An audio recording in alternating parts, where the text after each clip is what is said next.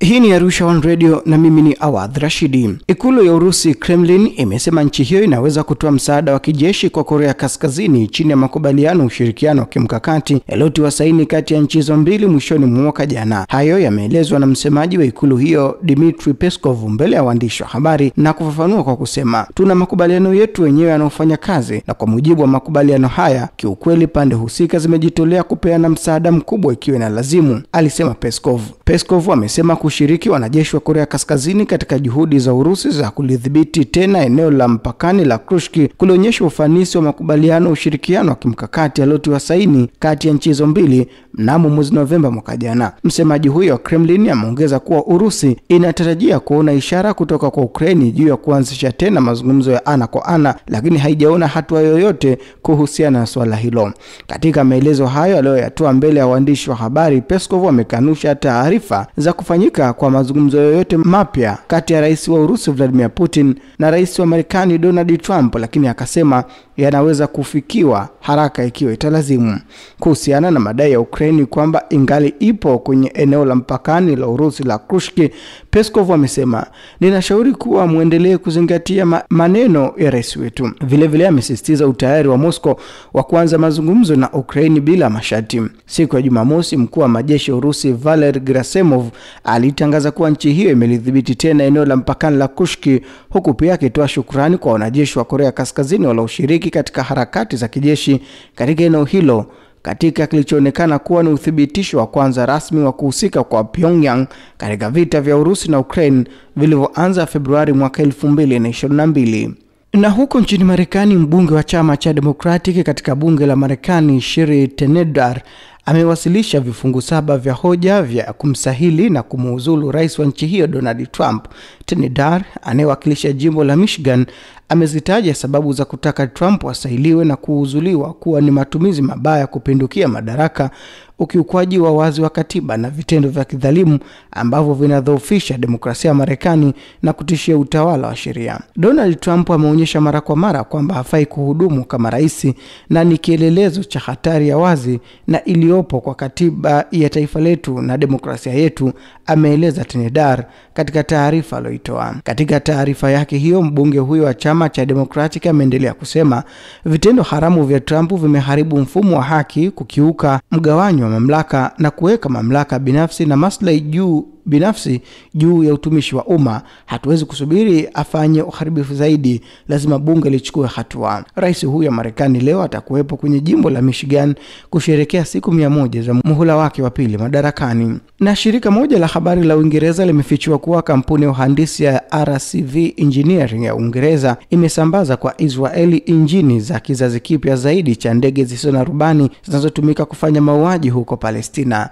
Taarifa hiyo ni ushahidi mwingine unaoonyesha namna London inavyoshiriki katika mauaji ya kimbari yanayotekelezwa na utawala wa Israel katika ukanda wa Gaza. Ripoti hiyo imeweka wazi kuwa picha zinazochapishwa na kampuni ya masuala ya anga ya Israel zinaonyesha injini ya drone ya APUS-25 ikiwa na nembo ya kampuni uhandisi ya Uingereza ya RCV Engineers. Drone hiyo ya APUS zimetengenezwa kwa ajili ya matumizi ya muda mrefu na kutumika katika operesheni za mapigano, na zina uwezo wa kubeba silaha na kufanya operesheni za kijasusi katika maeneo mbalimbali ikiwa ni pamoja na huko Gaza. Kampuni ya masuala ya anga ya Israeli imesema kuwa drone hizo zina uwezo wa kusalia angani kwa muda mrefu zikiwa zimebeba mzigo. Ufichuzi huo unatoa ushahidi zaidi kwamba vipuri vya ndege zisizo na rubani zinazotengenezwa na Uingereza vinasafirishwa hadi Israeli ili ndege hizo zitumike kufanya uhalifu wa kivita unaoendelea katika ukanda wa Gaza. Na waziri wa Israeli mwenye misimamo ya kufurutu ada Itamar Ben-Gvir ameamuru kufungwa kwa ofisi ya mfuko wa wakfu wa Al-Quds katika eneo la Quds Mashariki linalokaliwa kwa mabavu na utawala wa Kizayuni, huu ukiwa ni ukiukwaji wa wazi wa kanuni za kimataifa, ukiashiria hatua nyingine ya kichokozi inayowalenga wa Palestina katika eneo hilo. Mamlaka ya Quds katika taarifa yake imelaani hatua hiyo na kueleza kuwa ni sehemu ya mfumo wa kampeni ya kimfumo ya utawala ghasibu wa Tel Aviv ya kufyonza vyanzo vya mapato vya jumuiya hiyo ya kiraia Palestina na kuvuruga mpango wote unaunga mkono na kuwawezesha wakazi wa Quds kiuchumi na kijamii. Utawala wa Quds umebainisha kuwa Itamar Ben-Gvir, mashuhuri kwa misimamo yake ya siasa kali za mrengo wa kulia, kwa mara nyingine tena ametekeleza jinai ya kisiasa ambayo imeanika sera ya utawala wa Kizayuni yenye lengo la kukandamiza maisha ya Palestina huko Al-Quds na kudhoofisha ustahimilivu wa wakazi wake. Mamlaka ya Al-Quds pia imeeleza kuwa madai ya waziri wa Israel dhidi ya mfuko wa wakfu wa Al-Quds hayana msingi na si ya kweli, na kusisitiza kwamba taasisi hiyo inafanya kazi tu kama chombo kisicho cha kisiasa kinachozingatia juhudi za kijamii, kibinadamu na hisani. Kwa upande wake, Wizara ya Mambo ya Nje ya Palestina imeshutumu uamuzi wa Ben-Gvir na kuutaja kama sehemu nyingine ya mauaji halaiki, kuhamisha kwa nguvu na kunyakua makazi yao, na ni sehemu ya uhalifu wa Kiyahudi unaoendelea huko Al-Quds.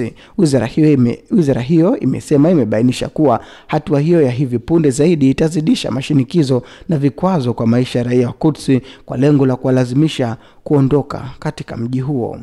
Na waziri wa habari wa Pakistani amesema mapema Jumatano kwamba wanazo taarifa za kuaminika za kiintelijensia kwamba India inapanga kufanya shambulio la kijeshi dhidi ya taifa hilo. Atullah Tarar ameapa kwamba shambulio lolote la India litajibiwa vikali, huku kukiwa na wasiwasi wa kushuhudia kuongezeka kwa mzozo huo baina mataifa hayo mawili yenye kumiliki silaha za nyuklia. Kauli ya serikali ya Pakistani imetolewa baada hapo jana waziri mkuu wa India Narendra Modi kufanya mkutano wa faragha na maafisa wakuu wa jeshi na polisi na kuwapa wanajeshi kile alichokitaja kuwa ni uhuru kamili wa kufanya kazi ili kujibu shambulio la wiki iliyopita huko Pahalgam katika eneo linalozozaniwa la Kashmiri. Na Ufaransa imewatuhumu maafisa wa kijasusi wa jeshi la Urusi kwa kufanya mashambulizi ya mtandaoni dhidi ya shirika lililohusika katika michezo ya Olimpiki ya Paris na kwenye kampeni ya Rais Emmanuel Macron mwaka 2017. Waziri wa mambo ya nje ya Ufaransa Jean-Noel Barrot aliwasilisha shutuma hizo kwa Baraza la Usalama la Umoja wa Mataifa akiitaka Urusi kusitisha mara moja mashambulizi hayo. Barrot amesema Urusi ilitumia aina programu ya ujasusi wa kijeshi ijulikanayo kama FANSBR na ambao umehusishwa na mashambulizi ya mtandaoni kimataifa, na kwamba Urusi imekuwa ikilenga sekta ya ulinzi, fedha na uchumi, na kwamba mashambulio hayo yanahusishwa na msaada wa Ufaransa kwa Ukraine kufuatia operesheni ya kijeshi ya Urusi. Na wakati hayo yakijiri, Urusi imetupilia mbali pendekezo la Ukraine la kutaka kurefusha usitishaji wa mapigano hadi siku 30. Hatua ya usitishaji mapigano hayo kwa siku 3 ilitangazwa hivi majuzi na Rais Vladimir Putin. Hatua ya Rais Putin inatarajiwa kuanza kutekelezwa Mei 8 hadi 11 ili kuadhimisha mwisho wa vita vya pili vya dunia. Hata hivyo, msemaji wa Kremlin Dmitry Peskov amesema wamelipokea pendekezo hilo lilotolewa na Rais wa Ukraine Volodymyr Zelensky, lakini akasema haliwezekani kabla masuala kadhaa kupatiwa ufumbuzi. Haya yanajiri wakati miito mbalimbali ikitolewa kwa Urusi kusitisha mashambulizi na kufikia makubaliano ya kuvimaliza vita hivi, huku waziri wa mambo ya kigeni wa Marekani Marco Rubio akitishia kuwa nchi yake itajiondoa kama mpatanishi kwenye mzozo huo ikiwa hakutokuwa na maendeleo yoyote yatakayoshuhudiwa. Na Israeli inakabiliwa kwa mara nyingine na shinikizo la kimataifa kutokana na kampeni yake ya kijeshi kwenye ukanda wa Gaza, ambayo sasa imesababisha ukosefu mkubwa wa chakula na mahitaji mengine muhimu ya kibinadamu. Siku ya Jumanne, shirika la kutetea haki za binadamu la Amnesty International lilituhumu Israel kwa kufanya mauaji halaiki mbele ya macho ulimwengu. Vile kesi dhidi ya Israel na dhima yake kwa hali mbaya ya kiutu huko Gaza ikiendelea kwenye mahakama ya kimataifa ya ICJ. Mbali na ripoti hiyo ya Amnesty na kesi inayoendelea kwenye mahakama hiyo ya ICJ, Israel ilikabiliwa pia na shinikizo la ziada kutoka kwa mawaziri wa mambo ya kigeni wa nchi za muungano wa BRICS walioitaka Israel kuviondoa kabisa vikosi vyake katika ukanda wa Gaza, huku akisisitiza kuwa kizuizi cha misaada kwa zaidi ya siku 50 katika eneo hilo ni kitendo kisichokubalika. Israel iliidhinisha siku ya Jumanne kumbukumbu ya wanajeshi na wahanga wa vitendo vya ugaidi, ambapo kwa mwaka wa pili mtawalia siku hiyo imeadhimishwa chini ya kiwingu cha vita vya Gaza, ambapo jeshi la nchi hiyo bado linalaumiwa kwa kushindwa kuzuia shambulio la Hamas la Oktoba 7 mwaka 2023. Tangu mwaka 1860 jumla askari na wapiganaji wa Kiyahudi wapatao 25,420 wameuawa. Hii ikiwa ni kulingana na Wizara ya Ulinzi. Takwimu hizo zikianza kuorodheshwa wakati wa uhamaji wa Wayahudi katika eneo la Israeli ya sasa, ikiwa ni muda mrefu kabla serikali kuanzisha rasmi mnamo mwaka 1948.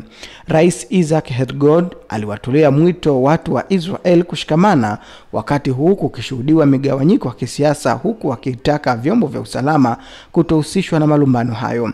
Tusitengane wenyewe kwa wenyewe, tusiharibu nyumba yetu. Wito wangu ni kuiondoa IDF, Shin Bet, Mossad, polisi na huduma zote za usalama kwenye migogoro yote. Kwa sasa tuwaimarishe watetezi wa ardhi yetu takatifu kama tunavyoagizwa na mafundisho. Mwisho wa kunukuu. Katika hatua nyingine, katibu mkuu wa Umoja wa Mataifa Antonio Guterres jana amewatolea wito viongozi wa dunia kuonyesha ujasiri wa kisiasa ili kuwezesha suluhu la mataifa mawili katika mzozo kati ya Israel na Palestina, huku akisema kuwa miezi 18 ya vita huko Gaza imepelekea hali ya kibinadamu kuwa mbaya zaidi. Na Rwanda imewasindikiza wanajeshi wa ujumbe wa Jumuiya ya Kiuchumi ya Kusini mwa Afrika SADC kutoka mashariki mwa Jamhuri ya Kidemokrasia ya Kongo kuelekea nchini Tanzania. Hayo ni kwa mujibu wa msemaji wa jeshi la Rwanda katika kauli yake aliyoitoa siku ya Jumanne. Jumuiya ya SADC yenye nchi 16 wanachama ilisema katikati ya mwezi Machi kwamba ilikuwa imefuta mamlaka ya ujumbe wake nchini Kongo DRC na ingeanza kuondoa vikosi vyake kwa awamu kutoka Kongo. Ujumbe wa SADC ulitumwa Kongo kusaidia serikali mjini Kinshasa kupambana na makundi ya waasi upande wa mashariki. Mwisho wa rubaa za kimataifa kutoka Arusha One Radio, mimi ni Awadh Rashidi.